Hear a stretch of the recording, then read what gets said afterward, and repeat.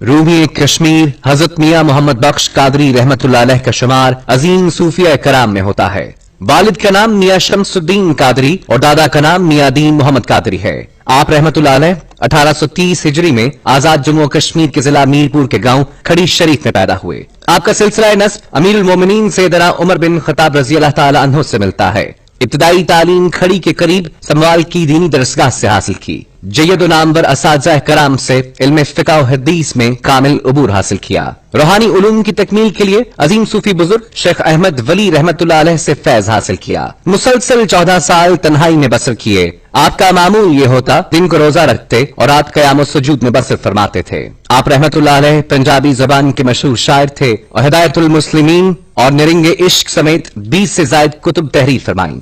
آپ کی شاعری میں توحید اور رسالت، مناقب اولیاء، والدین، بہن بھائیوں کے حقوق اور اصلاح معاشرہ پر بہت زور دیا گیا ہے۔ آپ رحمت اللہ علیہ نے معاشرتی زوال اور اخلاق کی اقدار کی پامالی پر دکھ کا اظہار فرماتے ہوئے بہت خوبصورت انداز سے اصلاح کی کوشش کی ہے۔ آپ کی شاعری فنی محاسن سے مالا مال ہے۔ آپ کے بہت سے اشعار کو ضرب المثال کا درجہ حاصل ہے۔ آپ کا عارفانہ کلام پنجاب یونیورسٹی لاہور سمیت ملک کی متعدد یونیورسٹیز کے نصاب میں شامل ہے۔ رومی کشمیر حضرت میاں محمد بخش رحمت اللہ علیہ نے 1904 میں وصال فرمایا۔ آپ کا مزار مبارک کھڑی شریف ضلع میرپور میں ہے۔